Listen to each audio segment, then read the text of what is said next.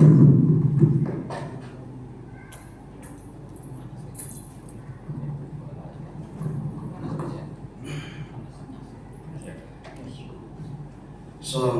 warahmatullahi wabarakatuh. Waalaikumsalam. Bismillah, alhamdulillah, Allahumma sholli ala sayyidina Muhammadin abdillah wa alihi washabihi wa mawalah.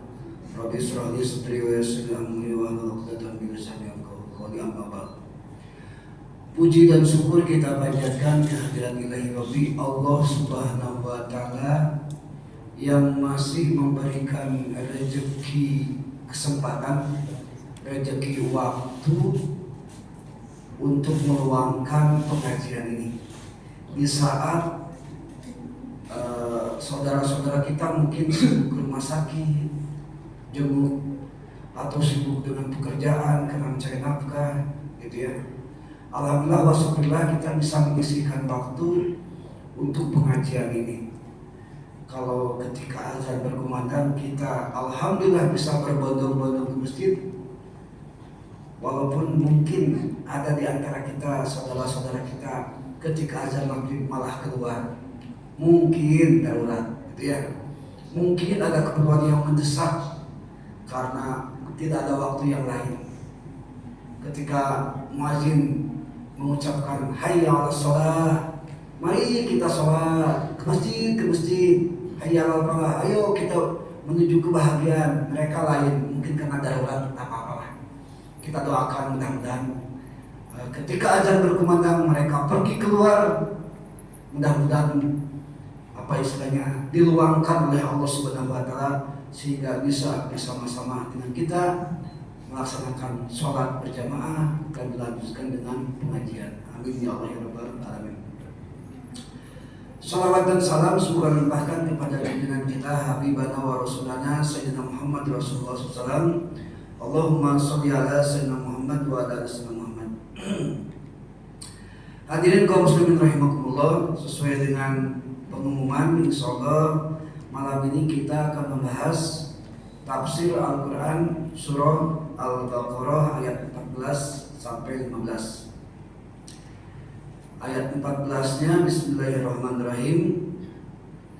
Wa iza laqul lazina, kita coba terus saja lah ya.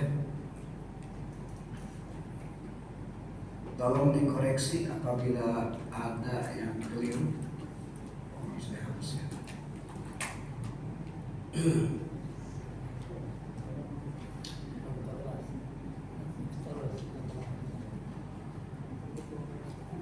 Wa iza laqul lazina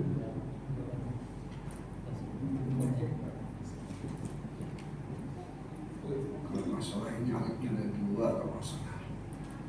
Wa iza laqul lazina amanu qalu amanna billah, qalu amanna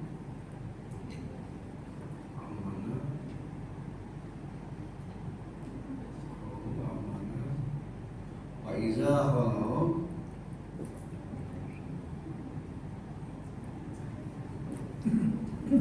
ila syayatinihim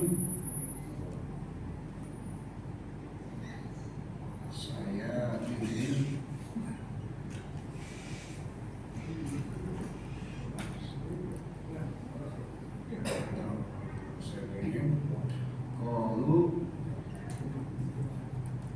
inna ma'akum, qalu inna ma'akum innama nahnu mustahzi'un.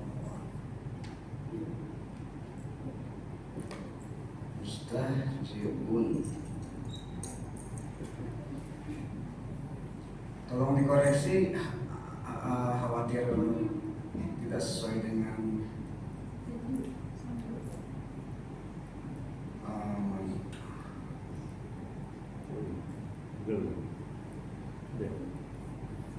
qalu amanna wa iza khalau ila syayatinihim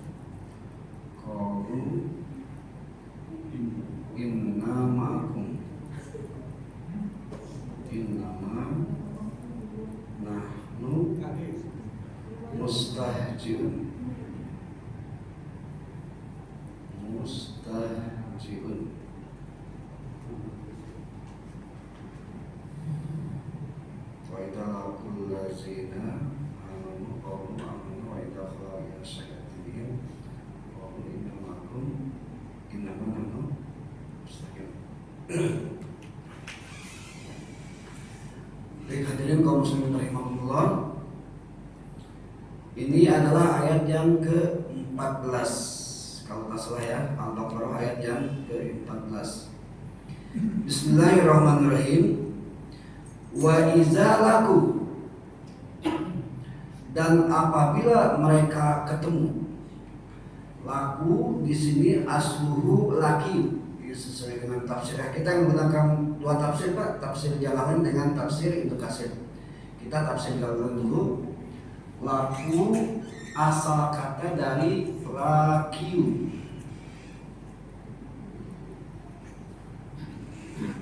Ini fi'il madi, lakiu fi'il mudhari'nya yalki, yalkiu.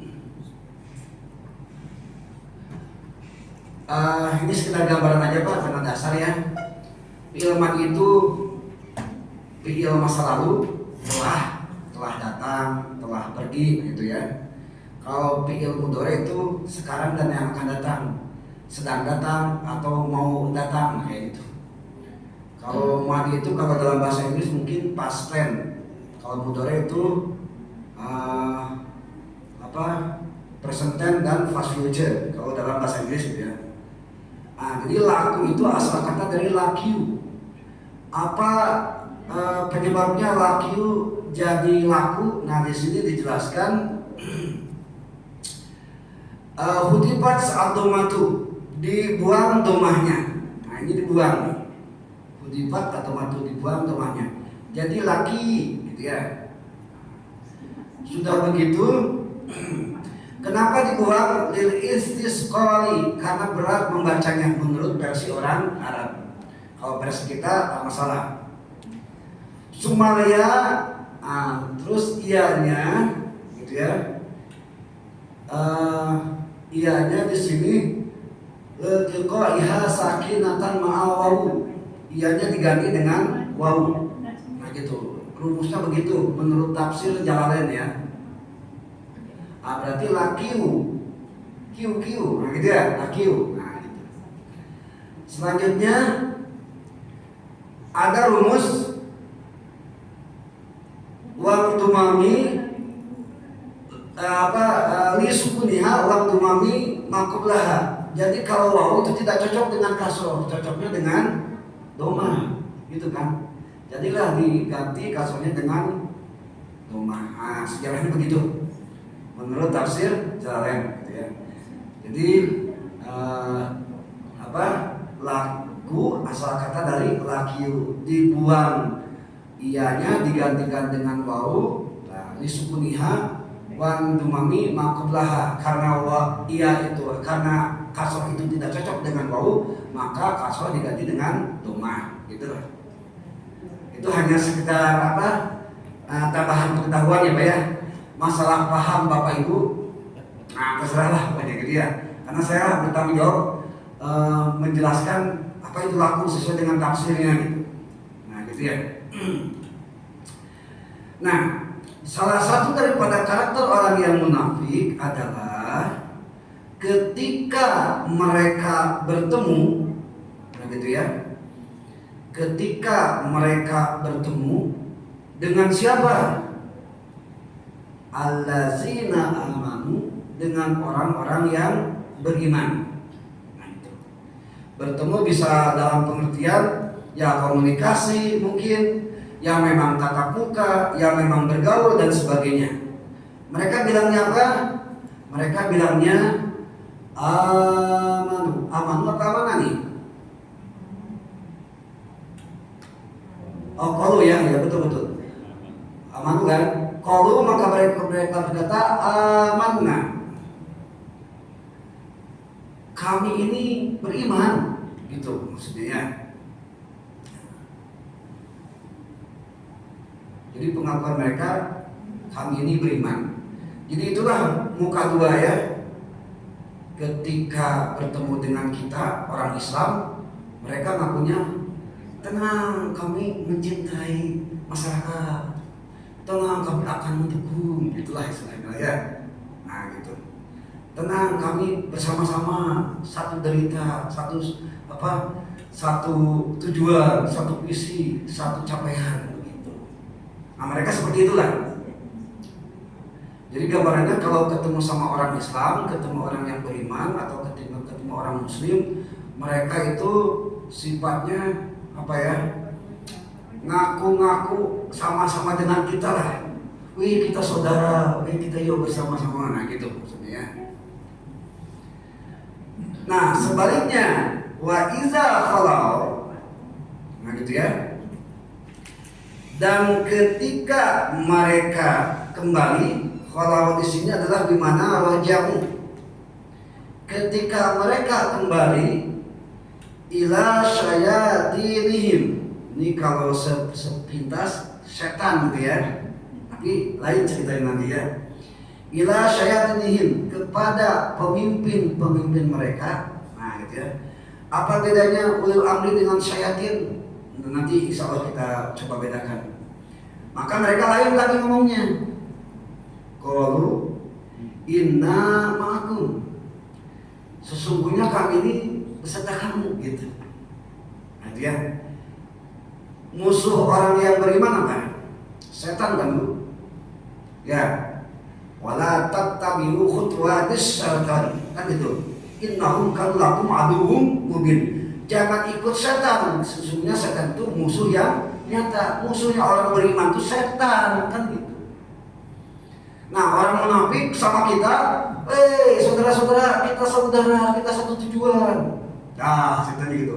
Pas balik aja ke pemimpin yang lainnya, nah, tenang, saya dukung saudara, maksudnya pemimpinnya. Nah itu bisa dibedakan lah ya.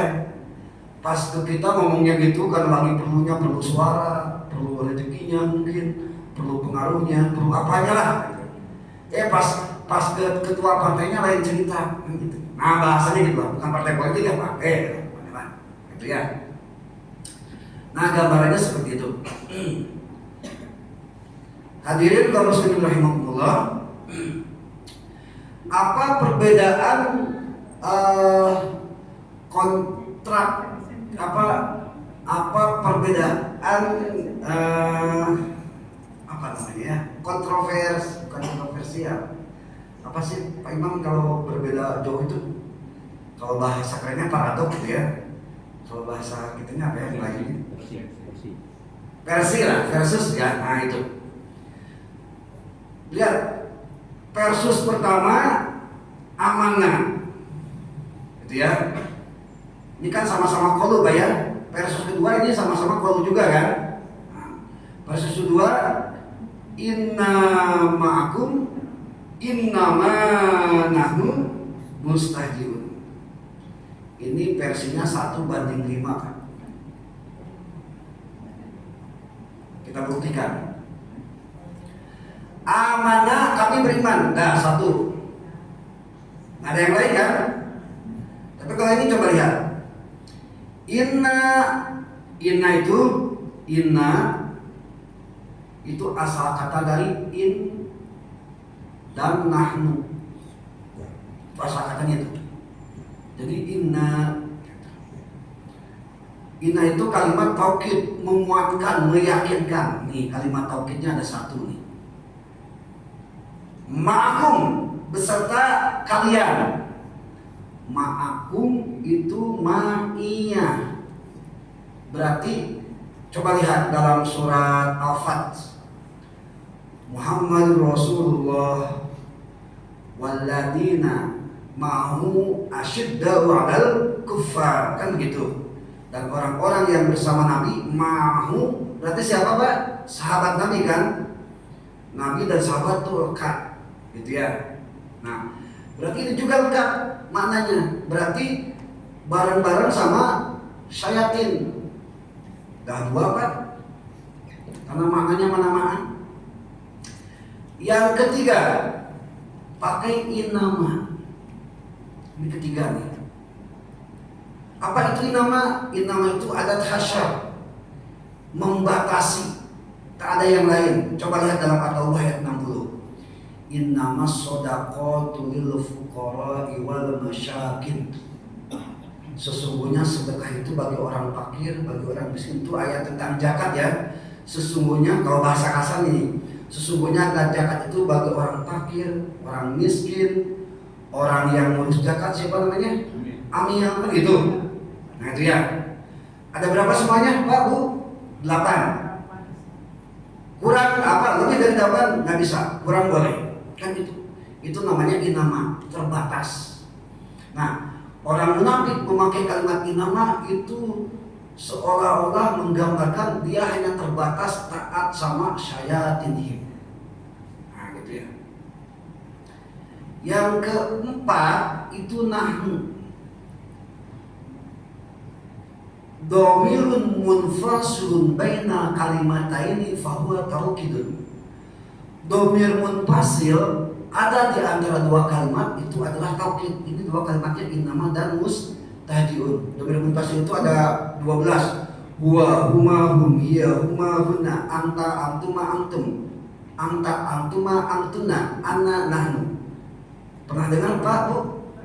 Pernah ya? Nah itu dhamir namanya. Namanya dhamir munfasil, dhamir terpisah. Dhamir di antara dua kalimat itu namanya taukid. Nah itu. Ini 1:5 ya. Satu lagi. Mustahjiun itu asal kata dari istahja'a yastahji'u.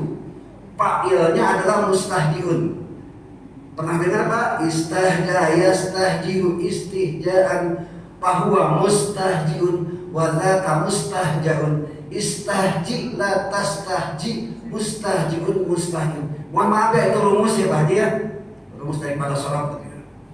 Paham tak paham ya pura-pura paham aja lah supaya nggak beban saya ini. Nah gitu ya. Nah, sebuah kalimat yang langsung menampilkan predikat sebagai fa'il itu adalah bimana taukid. Maksudnya begini Pak, saya mudah-mudahan bisa menjelaskan tadi ya. Versus daripada qalu amanna dan qalu inna ma'akum sampai mustajibun itu ternyata perbedaannya 1:5. Kalau qalu amanah itu cuma omong-omong aja. Amanah, dah selesai. Nggak ada taukid, nggak ada sama sekali. Karena ini amanah dari kalimat asalnya inna dan nahnu digabungkan jadi inna. Gitu ya. Mohon maaf. Amanah maksud saya, amanah. Amanah itu asal kata dari amanah dan nahnu. Nah gitu, asal katanya. Mohon maaf tadi ada keliru. Jadi tak ada unsur taukidnya. Dia cuma berita aja. Qalu amanah. Mereka berkata, "Hei saudara-saudara, saya beriman. Saya saudara kalian. Saya satu misi, satu tujuan. Yuk kita bareng-bareng." Nah kayak gitulah pokoknya. Nggak ada kalimat taukid, nggak ada kalimat penguat. Tapi ketika kembali kepada syayatin, nanti saya jelaskan terpisah syayatin itu apa. Mereka lain, mereka sampai melibatkan 5 kalimat. Kok bisa melibatkan 5 kalimat? Ini firman Allah dan Allah Maha mengetahui. Mau tidak mau kita nggak bisa protes, gitu ya. Ini firman Allah, mau tidak mau. Mereka memakai 5 taukid. Pertama inna, dari kalimat tadi apa? Inna dan nahnu. Ini inna ini huruf taukid. Tansibul isma wa tarfa'ul khabar, gitu ya definisinya. Yang kedua ma'akum. Tadi sudah saya gambarkan Muhammadur Rasulullah walladzina ma'ahu asyiddau 'alal kuffar. Ma'iyah, di mana ma'iyah? Sama-sama. Yang kedua itu. Yang ketiga pakai kalimat innama. Ini kalimat adat hasar, membatasi, nggak bisa ke yang lain, tak bisa berpaling ke yang lain. Only you lah pokoknya. Bahasanya gitulah kalau bahasa anak mudanya ya, hanya kamu saja gitu. Yang keempat, dhamir munfasil baina kalimatnya ini bahwa taukid. Dhamir munfasil di antara dua kalimat itu taukid juga. Dan yang kelima, predikat ya. Bukan predikat, pelaku yang digambarkan dengan fa'il, karena ini fa'il nih. Tadi sudah sampaikan istahja'a fi'il madi yastahji'u fi'il mudhari. Istahja'an masdar taukid, bahwa isim dhamir, mustahji'un isim fa'il. Nah seperti itu rumusnya. Nah ini isim fa'il ketika menggambarkan sebagai pelaku itu namanya taukid. Nah jelaslah bagi kita apa yang disampaikan oleh Allah Subhanahu Wa Taala. Kalau mau dibanding-banding, kalau kepada orang yang beriman mereka cuma amanah, cuma omong-omong saja, nggak ada aksesoris taukid atau penguat. Tapi kalau kepada pemimpinnya mereka bilang dengan 5 taukid, 5 penguatan. 5 taukid itu kayak gini Pak. Demi Allah, demi engkau, demi langit, demi bumi, pakai demi terus. Itulah taukid. Saking pingin dipercayanya, sampai beberapa kalimat sampai 5 kalau di sini. Kita teliti ternyata sampai 5 taukid. Jadi ternyata keberpihakan mereka bukan kepada orang yang beriman, bukan kepada orang muslim, tapi kepada syayatin. Siapa itu syayatin? Hadirin kaum muslimin rahimakumullah. Dalam kitab Ibnu Katsir halaman 51 di sini dijelaskan syayatinihim itu bimakna waru'usahum, bimakna pemimpin, min ahbaril Yahudi waru'usul musyrikin wal munafikin, dari pemimpin-pemimpin Yahudi, pemimpin-pemimpin musyrik dan pemimpin-pemimpin orang munafik. Qala As-Sadi, berkata Imam As-Sadi di tafsirnya, dalam tafsirnya an Abi Malik, dari Abi Malik, wa an Abi Shalih, dari Abi Shalih, an Ibnu Abbas, dari Ibnu Abbas. Ibnu Abbas itu sahabat Nabi yang paling muda, umur 7 tahun udah dibuatkan rumah oleh ayahnya bernama Paman Abbas, gitu ya. Paman Nabi kan diantaranya ada Abbas bin Abdul Muthalib. Paman Nabi itu ada namanya Abu Lahab, terus ada yang namanya Abu Thalib, ada yang namanya Abbas bin Abdul Muthalib. Nah Abbas bin Abdul Muthalib ini punya anak namanya Ibnu Abbas. Ibnu Abbas ketika anak-anak usia 7 atau 8 tahun, dia diberikan rumah pas menghadap rumah Nabi. Jadi segala perilaku Nabi itu kelihatan sama Ibnu Abbas, ditulis. Nah tujuannya gitu. Makanya Ibnu Abbas adalah seorang mufassirin yang terkenal, yang paling berpengaruh di antara para sahabat karena mengetahui seluk-beluk Nabi. Jadi hadis ini diriwayatkan oleh Ibnu Abbas, juga diriwayatkan oleh Murrah Al-Hamdani, juga diriwayatkan oleh Ibnu Mas'ud, ya, juga dari para sahabat Nabi Muhammad SAW. Nah, makna wa idza khala ila syayatinihim, ini para sahabat sepakat semua, yakni hum rukusahum fil kufri, mereka pemimpin orang kafir. Nah, jadi syayatinihim itu adalah pemimpin kafir, itu maknanya. Yang jelas tafsir ini sudah dijelaskan oleh Rasulullah SAW melalui para sahabat-sahabatnya. Nah, gitu ya. Nah, sekarang yang menjadi masalah tadi sudah dijelaskan kenapa syayatin. Nah, gitu ya. Kenapa tidak ya pemimpin biasa lah? Karena Rasulullah SAW itu pernah bersabda. Beliau pernah ngomong gini. Sebentar saya bacakan ya.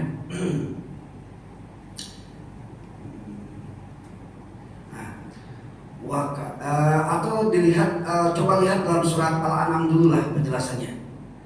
Lihat dalam surat Al-An'am ayat 112. Sebelum hadis kita tafsir Quran bil Quran, tafsir Quran dengan Quran. Wa kadzalika za'alna likulli nabiyyin azwan. Dan demikianlah kami jadikan bagi tiap-tiap nabi aduan itu musuh. Jadi tiap-tiap nabi dan rasul itu ada musuhnya, begitu maksudnya. Selanjutnya syayatinal insi wal jinni, yaitu musuhnya itu seperti setan-setannya manusia dan setan-setannya jin. Nah, gitu ya. Itu yang pertama. Jadi syayatinihim di sini adalah pemimpin-pemimpin kafir yang menjadi musuh Nabi. Begitu maksudnya. Ini sesuai dengan tafsir, bukan tafsir, sesuai dengan surat Al-An'am ayat 12. Selanjutnya Nabi menjelaskan juga, qala Rasulullah SAW, na'udzubillahi min syayatinil insi wal jinni. Aku berlindung daripada setan, daripada godaan setan manusia dan setan jin. Hadirin kaum muslimin rahimakumullah, kalau setan jin kita nggak usah masalah ya, karena itu dunia yang berbeda. Jin manusia terserahlah mereka mau ngapain, kita yang penting a'udzubillahi minasyaitonirrajim. Yang dikhawatirkan ini adalah setan dari sejenis manusia. Apa itu setan sejenis manusia? Setan sejenis manusia salah satunya adalah tadi pemimpin orang-orang kafir dan pemimpin orang-orang munafik. Salah satu daripada tipe mereka, yang pertama mereka selalu cari keuntungan dari orang-orang yang beriman atau dari orang-orang Islam. Salah satunya, misalnya ambil duitnya orang Islam kalau dalam segi ekonomi ya. Mohon maaf nih, kita nih ya cuma saya juga mungkin ya. Kita kira-kira Bu, Pak, selama sebulan ini banyak belanja produk non muslim atau muslim, kan begitu ya. Misalnya produk-produk apalah itu terserah ya. Nah, silakan dievaluasi gitu ya. Dan ternyata hasil daripada keuntungan itu kan banyak yang didonasikan kepada Yahudi, begitu kan? Sering dengar ya Pak ya? Produk-produk, ini wallahu alam, ini produk mana misalnya, apakah muslim atau non muslim, wallahu alam, kan gitu, seperti gitulah istilahnya. Jadi cari keuntungan dari kita, ambil duitnya, biarkan beli ini, pakai diskon segala macam. Itu yang ngatur adalah syayatin ini, pemimpin-pemimpin orang kafir, pemimpin-pemimpin munafik gitu ya, pemimpin-pemimpin Yahudi juga. Yang kedua, kalau tadi barang, sekarang kita sering berkunjung ke toko pemiliknya yang non muslim atau muslim. Seringnya kita. Gak usah dijawab, silakan jawab masing-masing aja. Nah, banyak tuh yang diambil dari kita, rezeki kita, uang kita dan segala macamnya. Dan ada kebijakan toko melarang karyawannya sholat zuhur, sholat asar, kenapa? Mengganggu efektivitas, mengganggu waktu dan sebagainya. Itulah permainan syayatin gitu ya. Pemimpin-pemimpin kafir, pemimpin-pemimpin munafik dan sebagainya. Ya termasuk saya ngomong mungkin lah ya, mau sadar ya memang seperti itu. Dan ya banyak tertipunya gitu. Atau dalam pilkada, misalnya ya, Ibu tahu pilkada Bu? Apa bedanya dengan pilkada? Kalau pilkada, kalau lupa jadi, tapi kalau pilkada kalau jadi lupa, kan gitu ya. Kalau pilkada misalnya cari surah Islam, mendadak asalnya nggak ada jilbab pakai jilbab, mendadak pakai sorban. Dulu Singapura namanya Lee Kuan Yew tahun 1950-an, 1960-an, itu kan Singapura masih Melayu semua tuh rata-rata. Itu ketika pilkada pakai songkok, pakai sorban gitu ya. Padahal kita tahu identitasnya, kan seperti itu gambarannya. Gitu ya. Supaya meraih suara-suara Islam, kan gitu ya. Pokoknya mendadak rajin berjamaah. Kalau Islam gitu ya, yang asalnya jarang berjamaah jadi berjamaah. Yang asalnya jarang doa bareng-bareng jadi doa bareng-bareng gitu ya. Yang asalnya jarang-jarang undangan tahlil jadi ikut tahlil kan gitu. Gitu ya. Mendadak alim lah istilahnya. Tapi ketika jadi dia menciptakan sebuah kebijakan yang tidak pro Islam, tidak bernuansa Islam. Dan itulah kelakuan orang-orang munafik. Ya saya bukan bermaksud menyinggung, bukan, itu ya faktanya ya seperti itu gitu ya. Dan sampai banyak juga yang cari suara umat Islam ketika jadi ujung-ujungnya malah menistakan Islam, menistakan agama, kan begitu. Mungkin dulu pernah dengar berita tahun 2016 Gubernur Jakarta dulu berani-berani sekali menafsirkan Al-Maidah ayat 51 ya. Ulama bukan, umat Islam bukan, ahli tafsir bukan, menafsirkan Al-Maidah ayat 51 kan. Ya kalau yang menafsirkan umat Islam nggak masalah dah, kan gitu. Nah itu kan dulu kan lewat pilgub ya, pilgub yang suaranya kebanyakannya orang mana ya? Orang Islam kan, itu diantaranya. Atau dulu tahun 1990 lebih lama lagi, mungkin Bapak Ibu pernah dengar namanya Arswendo Wiloto, gitu ya, mengadakan visioner siapa orang yang paling berpengaruh, gitu ya. Ternyata Soeharto yang pertama, Nabi Muhammad ke-11 kan gitu. Kan kurang ajar akhirnya ya. Bukan masalah surveinya, tapi masalahnya itu nggak tahu kondisi gitu. Kan seperti itu. Jelas-jelas Sayyidun Nabi, Sayyidul Mursalin, pemimpin para nabi, pemimpin para rasul, pemimpin manusia kan begitu. Udah jelas nomor 1 ini malah ranking ke-11. Ya, kan gitu. Banyak yang seperti itulah. Atau mungkin pernah dengar lagi kemarin, uang sogokan, uang korupsi kalau untuk kebaikan apa-apa, pernah dengar ya berita? Pernah kan? Oh, berarti bapak-bapak jangan baca-baca berita ya. Nah banyak seperti itu, pokoknya dijadikan legalisasi lah.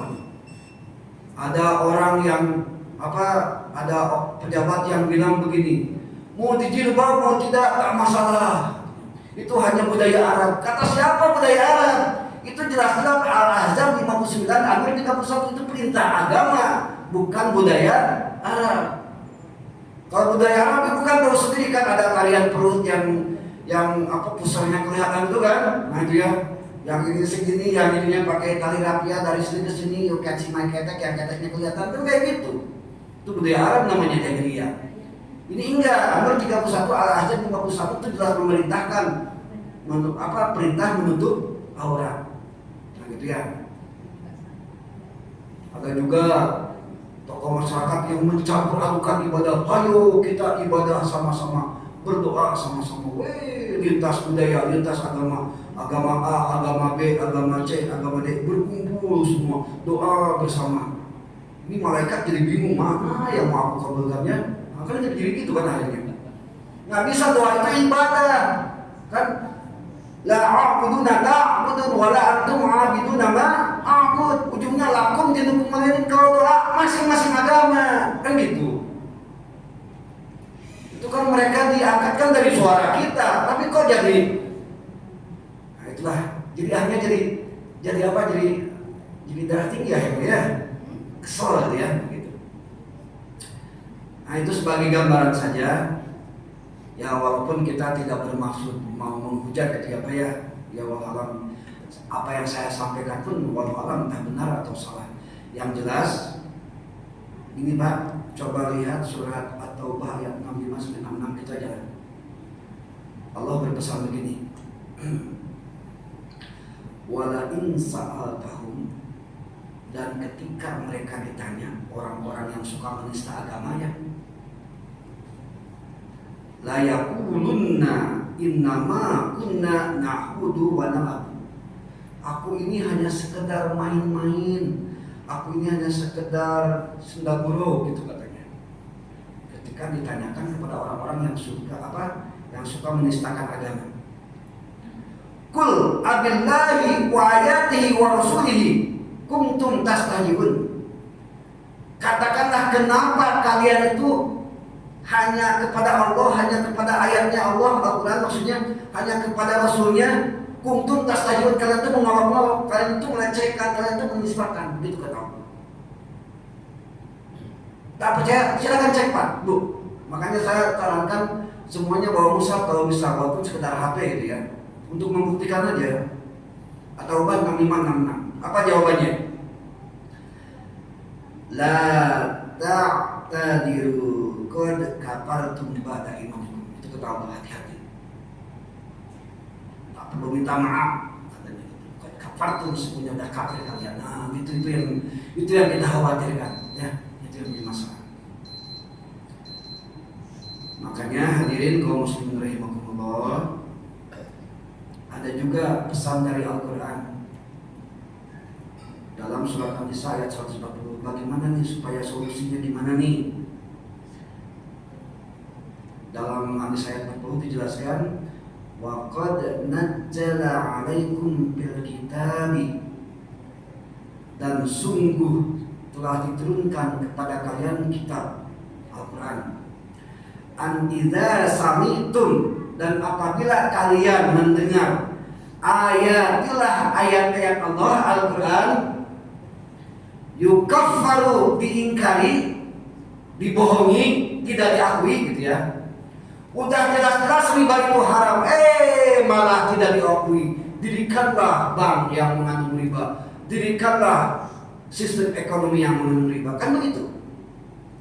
Itu mengingkari namanya, pihak kepada ayat Allah. Wa yustahja'u, dan mereka memperolok-olok ayat Allah, melecehkan ayat Allah. Ya kayak tadi jilbab. Jilbab itu sebetulnya tidak wajib, jilbab itu hanya budaya Arab. Itu melecehkan tuh. Gitu ya. Fala taqudu, begitu kata Allah. Jangan dekat dengan mereka, jangan duduk dengan mereka. Nah, bahasanya gitu Pak. Jadi bagi orang-orang yang suka melecehkan agama, fala taqudu, enggak usah duduk dengan mereka. Enggak usah bareng-bareng, gitulah pokoknya. Gitu ya. Ma'hum, beserta mereka. Ada Pak Haji atau enggak? Silakan cek ya. Kita sama-sama.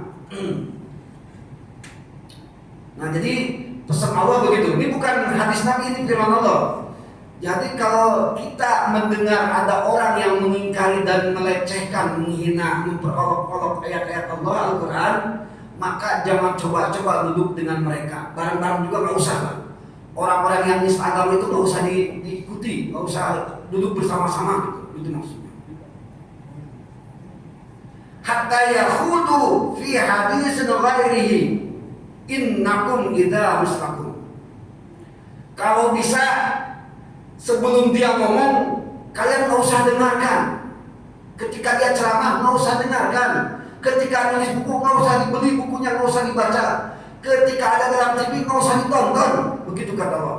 Kalau kalian tetap bersikuh, begitu kata Allah, idza mislakum, kalian akan serupa dengan mereka. Nah, gitu.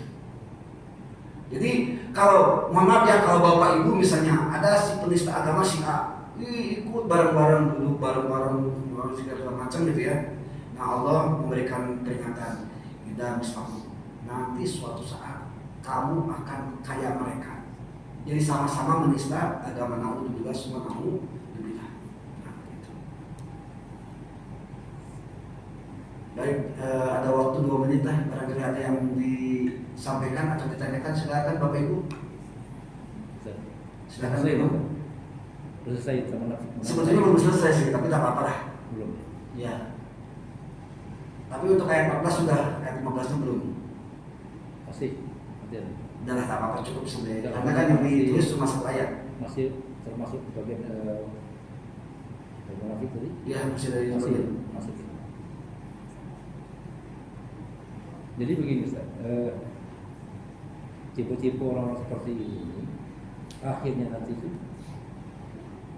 karena ada kesimpulan saya, makanya saya tuh berpikir orang seperti ini seperti apa nih?